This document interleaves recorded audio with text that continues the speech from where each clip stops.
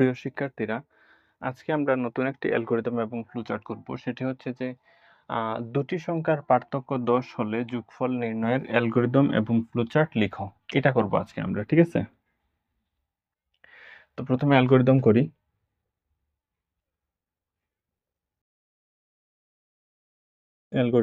তো স্টেপ 1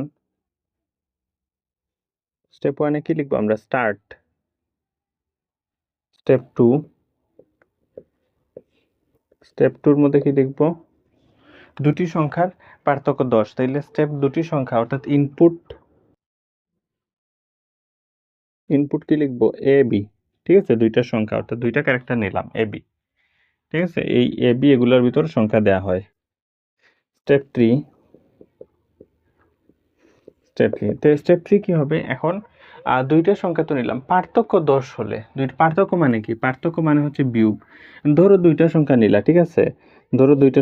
একটা হচ্ছে 15 এবং আরেকটা হচ্ছে এ সমান ধরো 15 আর আরেকটা সংখ্যা নিলা তুমি 10। ঠিক আছে, এই দুইটা সংখ্যা নিলা, এ সমান ধরো নিলা 15, বি সমান 10। তো দুইটা সংখ্যার পার্থক্য যদি 10 হয় তাহলেই সে কি করবে, মানে কম্পিউটারের ভিতর সে মিলাবে যে এই দুইটা সংখ্যা বিয়োগ করে দেখবে যে পার্থক্য 10 কিনা। পার্থক্য 10 যদি হয় তাইলে সে কি করবে? এই দুইটা সংখ্যাকে যোগ করবে। আর পার্থক্য যদি 10 না হয় তাহলে যোগ করবে না। এখন দেখো 15 থেকে 10 গেলে কি হয়? 5 হয়। সুতরাং সে কিন্তু যোগ করবে না। কখন যোগ করবে? ধরো এ সমান যদি ধরো এ সমান যদি ধরো 25 হয় আর বি সমান ধরো 15 হলো, 25 থেকে 15 গেলে কত হয়? 10 হয়। এই হচ্ছে বিষয়। এ সমান কত? এ সমান হচ্ছে 25 আর বি সমান কত? বি সমান হচ্ছে 15। 25 থেকে 15 গেলে কত হয়? 10 হয়। এখন দুটি সংখ্যার পার্থক্য 10 হলে, যে পার্থক্য এখন কি হয়েছে? 10 হলে যোগফল নির্ণয়ের অ্যালগরিদম ফ্লোচার্ট লিখো। তাইলে দুটি সংখ্যার পার্থক্য যদি 10 হয়, এই যে 10 হয়েছে, এখন এই দুইটা সংখ্যা যোগ করে ফেলবে। এই 25 আর 10 যোগ করে ফেলবে। ঠিক আছে, 25 আর 10 যোগ করে ফেলবে। সহজ ভাষায় যদি বলি 25 প্লাস 10 15, 25 প্লাস 15, তাইলে 30 40। তাইলে এই যে পার্থক্য 10 হলে কি করে ফেলবে? সে এই দুইটা সংখ্যাকে যোগ করে ফেলবে। এইটাই প্রশ্নের মধ্যে চাওয়া হয়েছে। ঠিক আছে, তো আমরা এই অনুসারে করব। তাহলে এটা তো একটা শর্ত যে পার্থক্য 10 কিনা। পার্থক্য 10 হলে যোগ করো, না হলে যোগ করবা না। ঠিক আছে, এটা একটা কি শর্ত। আর যে জায়গায় শর্ত হয় সেই জায়গায় কি করি আমরা? ইফ ব্যবহার করি। যে জায়গায় শর্ত হয় সেই জায়গায় কি ব্যবহার করি? ইফ দিয়ে কি লিখব? যে a minus b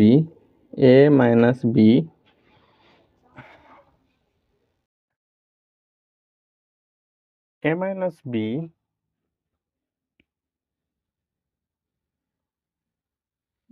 মিনিট,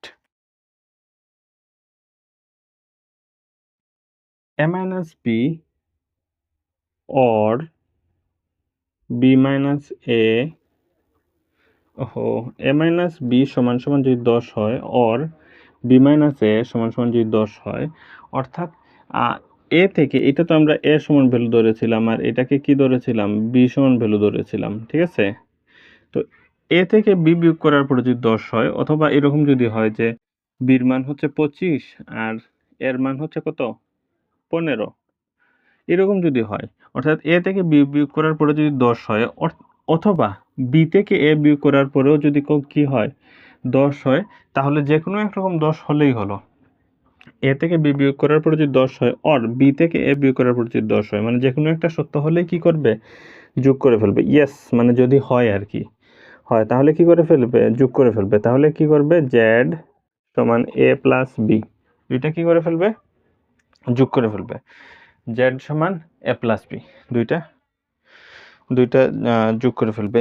এখন যদি না হয়, এখন a থেকে b, এই যে প্রথম কন্ডিশন যেটা 15 থেকে 10 নেওয়ার পরে কত হয়েছে? 5 হয়েছে।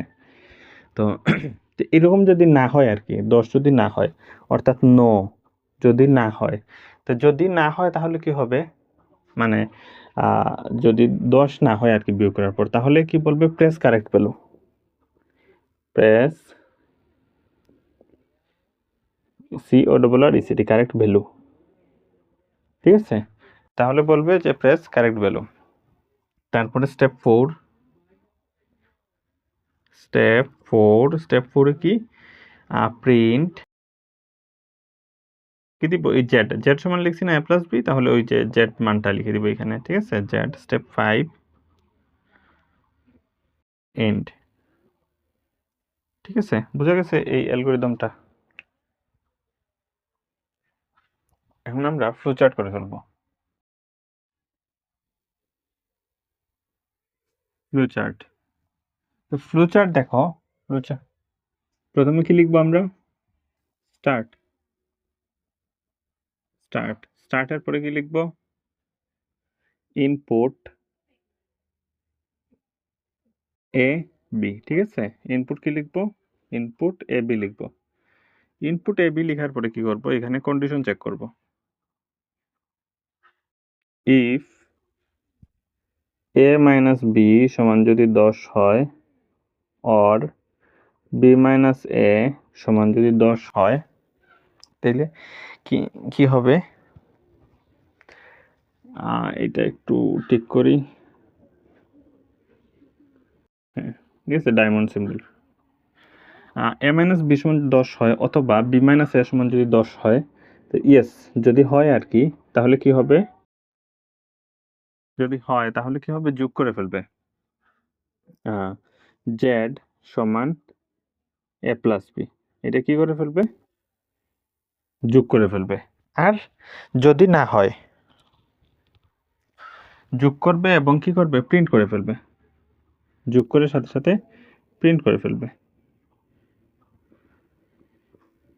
প্রিন্ট জেড, যোগ করে সাথে সাথে প্রিন্ট করে ফেলবে সে।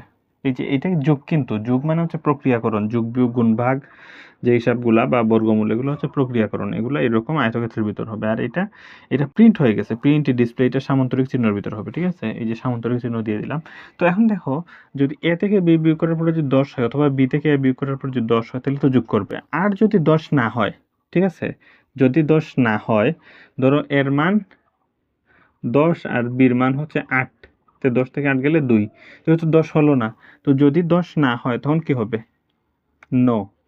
যদি 10 না হয় তখন কি হবে, বলবে যে print press CORRECT correct value,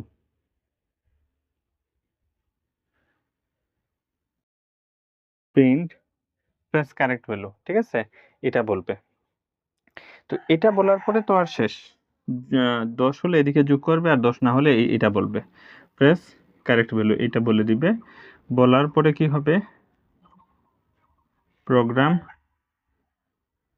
এখানে সংযোগ হবে ডিম্বাকৃত চিহ্ন, কিন্তু মানে গোল সম্পূর্ণ, এটা কিন্তু শুরু আর শেষ হচ্ছে চ্যাপ্টার ডিম্বাকৃতির, আর ওই যে সংযোগ হয় এটা হচ্ছে সম্পূর্ণ গোলাকার।